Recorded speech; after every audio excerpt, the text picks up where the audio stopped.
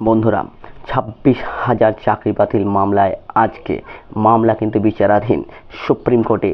আর এই পরিস্থিতিতে আমাদের এসএসসি স্কুল সার্ভিস কমিশনের চেয়ারম্যানের ভোলবদল এবং ডিগবাজি কিন্তু অনেক কিছু পরিবর্তন করে দিতে পারে।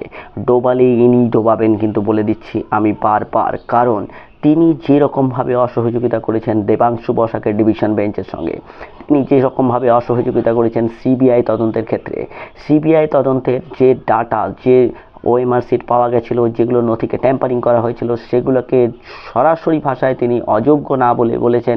সিবিআইয়ের ডাটাকে তারা অস্বীকার করছেন না, সব সময় ঘুরিয়ে পেঁচিয়ে ভালো করে সাজিয়ে গুছিয়ে বলার একটা অসম্ভব প্রচেষ্টা তিনি চালিয়ে যান।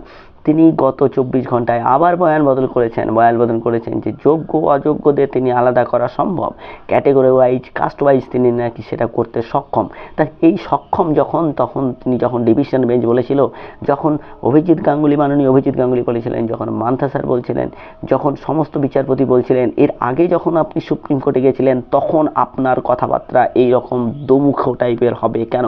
আপনি একটা রাজ্যের একটা কমিশনের একটা চেয়ারম্যান, দায়িত্বপ্রাপ্ত চেয়ারম্যান। আপনি সুবিদেশ বাবু যখন জেলে গেলেন তখন তিনি বুক চিতিয়ে এসে দায়িত্ব নিয়েছিলেন, বলেছিলেন সমস্যার সমাধান করব, কিন্তু তার বদলে আপনার দ্বিচারিতা কিন্তু প্রচণ্ড রকমভাবে নিন্দনীয়, লজ্জিত এবং ঘৃণ্য অপরাধ বলে মনে হচ্ছে আমার কাছে।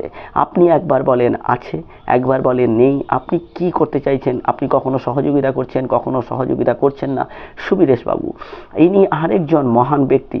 ইনি করেছেন কি, ইনি অ্যাকচুয়ালি এসএসসির চেয়ারম্যান তো হয়েছিলেন, কিন্তু টোটাল বিষয়টার উপর তিনি কন্ট্রোলই রাখতে পারেননি, যার পরিণতিতে তার অবস্থান আজকে শ্রীঘরে। আপনারা দেখুন, যখন 23 লক্ষ ওএমআর সিটের বদ্ধদ্বার একটা টেন্ডার হচ্ছে, যার টেন্ডারিংয়ের কোনো রকমের কাগজ নেই, কোনো নথি নেই, কোনো সিস্টেম নেই, যাকে ব্যাকলিস্টেড একটা কোম্পানি, সেই কোম্পানিকে যখন টেন্ডার দেওয়া হচ্ছে সেটাও বন্ধ করে, এবং তিনি সেই বন্ধ করে বসে রয়েছেন। হ্যাঁ বন্ধুরা, তিনি সেই বন্ধ করে বসে রয়েছেন। আর যখন বিচারপতিরা দিনের পর দিন ডাটা চাচ্ছেন, জানতে চাইছেন কি হয়েছিল, অ্যাকচুয়ালি কি সহযোগিতা করুন, তখন তারা ক্রমান্বয়ে অসহযোগিতা করে গেছেন। তারা ভেবেছেন আমরা যা বলবো সেটাই ফাইনাল, বিচারপতিরা তা শুনতে বাধ্য, কিন্তু সেটা হয়নি বন্ধুরা। বিচারের বাণী নীরবে নিভৃতে কাঁদতে পারে না বন্ধুরা। তার ফল আমরা দেখেছি।